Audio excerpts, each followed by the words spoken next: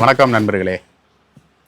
அதாவது நாம் தீபாவளி இந்த மாதிரி 1000 பண்டிகைகள் 1000 திருவிழாக்கள் கொண்டாடினாலும் நமது உள்ளூரில் கிராமங்கள் கொண்டாடப்படும் திருவிழாக்கள் மிகவும் பிரசித்தி பெற்றது. அதாவது சொந்த பந்தங்களோடு உறவினர்களோடு நண்பர்களோடு இணைந்து ஒரு ஆடி பாடி கொண்டாடி மகிழ்கின்ற அளவுக்கு ஒரு திருவிழா தான். அதாவது பண்பாடு கலாச்சாரம் நாகரீகம் மாறாமல் கொண்டாடப்படுகின்ற அந்த திருவிழா தான் அந்த கிராமத்து திருவிழா. அந்த கிராமத்து திருவிழாவில் தமிழ்நாடுகளில் பல இடங்களில் பல்வேறு பேர்களில் நம்ம திருவிழாக்கள் கொண்டாடப்படுவது வழக்கம். அதாவது தென் மாவட்டங்கள் பார்த்திங்கன்னா கொடை திருவிழாம்பாங்க.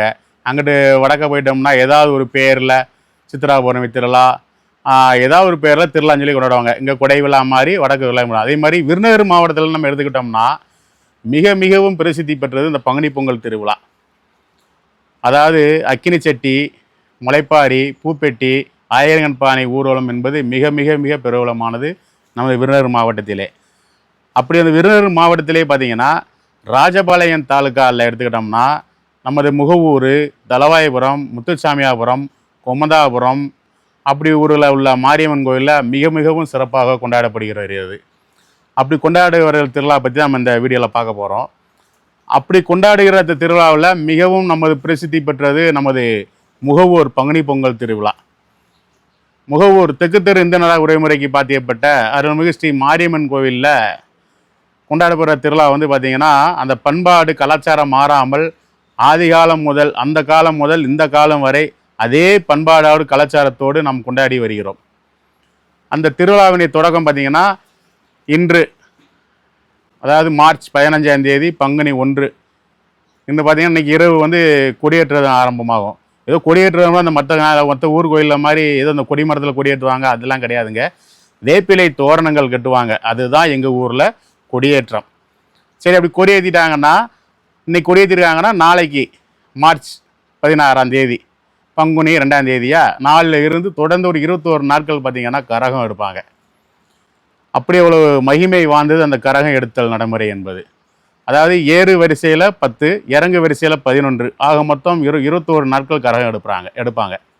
அந்த கரகம் எடுத்ததுலேயும் பார்த்திங்கன்னா மிகவும் அதில் ஒரு பாரம்பரியம் அடங்கியிருக்கு.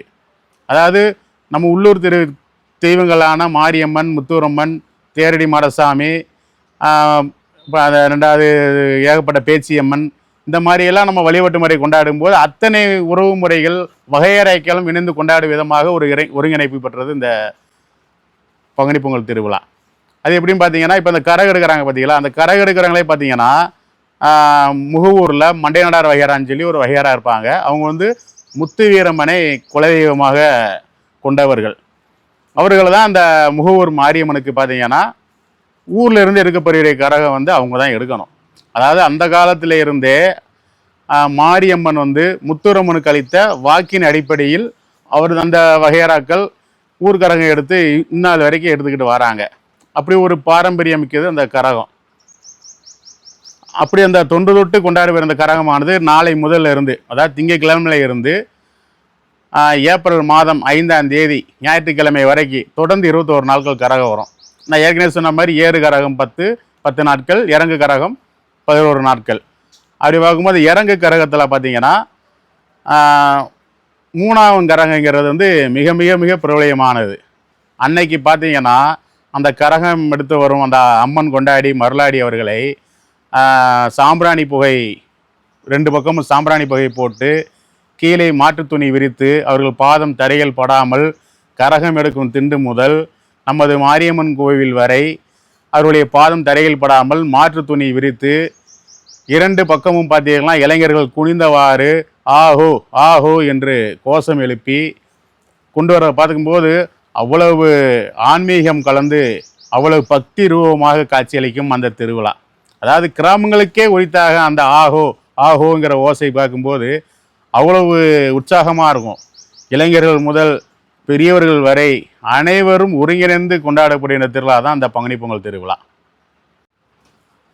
அப்படி அந்த பிரசித்தி பெற்ற அந்த 3ஆம் கரகம் இந்த ஆண்டு பார்த்திங்கன்னா பங்குனி மாதம் 20ஆம் தேதி ஏப்ரல் மாதம் 3ஆம் தேதி வெள்ளிக்கிழமை இந்த 3ஆம் கரகம் இந்த ஆண்டு நடைபெற உள்ளது.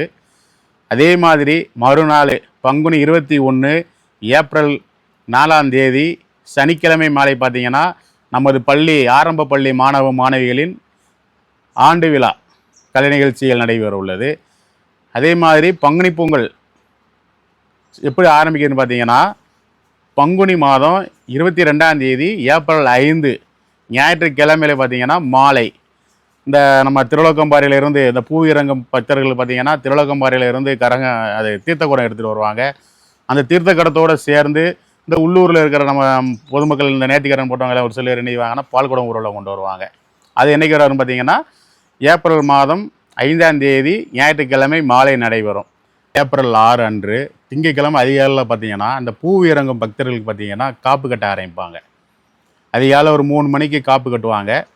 அதனைத் தொடர்ந்து மாலை நேரங்கள் மாலை ஒரு 6 மணி ஒரு 5 மணி போல் பார்த்தீங்கன்னா கேரள செண்டை மேளம், நம்ம ராஜமேளம், நாதஸ்வரம், பேன் செட்டு, இந்த நான்சிக்கு மேளம் போன்ற மேளதாளங்கள் முழங்க 21 சட்டி, அக்கினி சட்டி, அடுத்து பார்த்திங்கன்னா முளைப்பாரி, ஆயிரங்கன் பானை, பூப்பெட்டி போன்ற ஊர்வலங்கள் வந்து சிறப்பாக நடைபெறும்.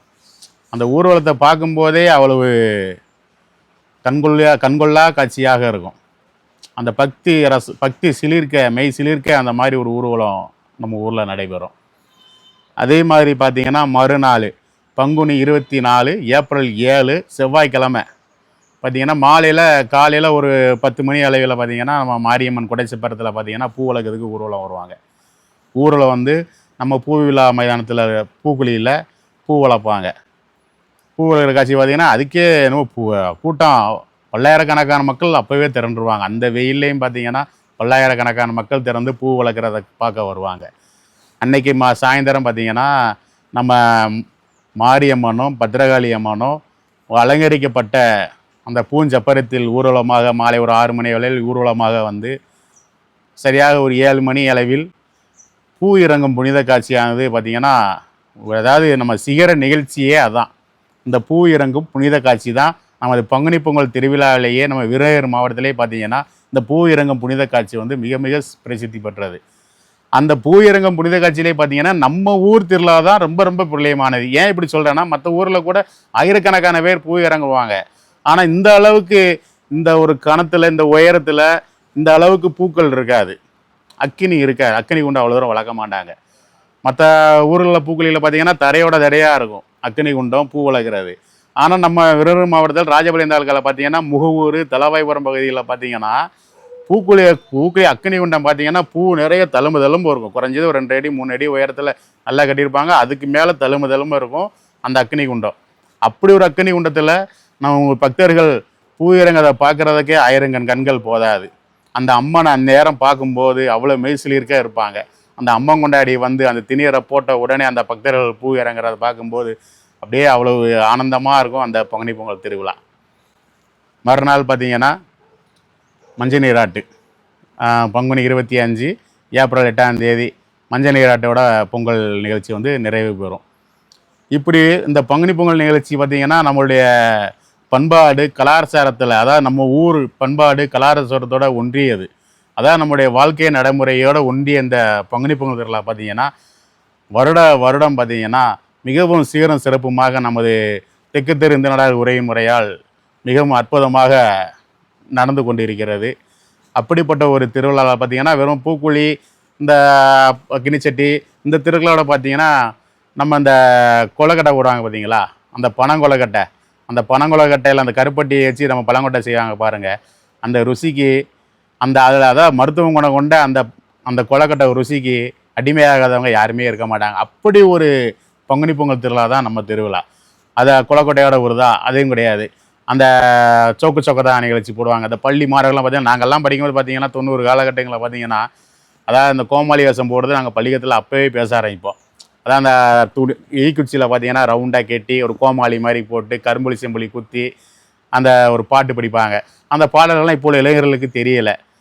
அது என்ன பாட்டு படிப்பாங்க பார்த்திங்கன்னா சொக்குத்தான் சொக்கமலை 2ஆத்தான் ஆத்தாத்தா பெரியாத்தான் 5-6 வெத்த பெத்தாத்தான் நண்டுடோய் நண்டு செங்கொளத்து நண்டு அங்கே இங்கும் ஓடி வரும் அழகான நண்டு பேச்சியாத்தா கொம்போம் பேத்தெடுத்து திம்போம் மாரியாத்தா கொம்போம் மாவிடிச்சு திம்போம் மாரியாத்தாளுக்கு படி ஓடுங்க அப்படின்னு சொல்லி முழுசாக நாங்கள் இந்த பாட்டை படித்தா தான் அந்த காலத்து பெரியவர்கள் வந்து எங்களுக்கு படியே போடுவாங்க, படிக்க சொல்லுவாங்க.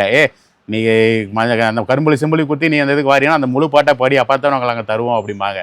அது ஒரு நேர்த்திக்கரனோட சேர்ந்தது. அப்படி நாங்கள் வசூல் பண்ணுறோம்ல, வசூல் பண்ணி நாங்கள் வந்து அந்த இளைஞர்கள் செலவழிக்கிறதுக்கோ அந்த குடும்பத்து செலவுக்கோ அந்த காசை நம்ம கொடுக்க மாட்டோம்.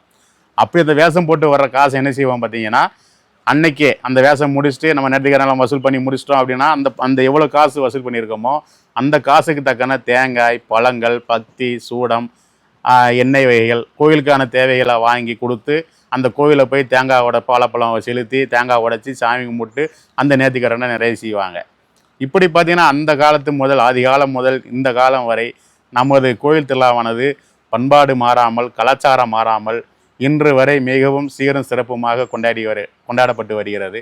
அப்படிப்பட்ட திருவிழாவிற்கு அதாவது அனைத்து பொதுமக்களும் வெளியூரிலிருந்து பார்த்தீங்கன்னா அவ்வளோ ஆர்வமாக வருவாங்க பங்குனி பொங்கல் திருவிழா. இப்போயே என்னை கேட்க ஆரம்பிச்சிட்டாங்கன்னே, பொங்கல் என்றைக்குனே ஆரம்பம், நான் ட்ரெயின் டிக்கெட் பதிவு பண்ணணும்னே, என்றைக்கு பொங்கல் உங்களுக்கு ஸ்டார்ட் ஆகுதுன்னு சொல்லி சொல்லுங்கண்ணே அப்படின்லாம் கேட்க ஆரம்பிச்சிட்டாங்க. அப்படி ஒரு நண்பர்களுக்காக தான் இந்த மாதிரி ஒரு காணொலியை நாங்கள் பகிர்ந்து கொள்கிறோம். அதாவது அனைவரும் வாருங்கள், நமது உள்ளூர் திருவிழாவை கொண்டாடி மகிழ்வோம். நன்றி, வணக்கம்.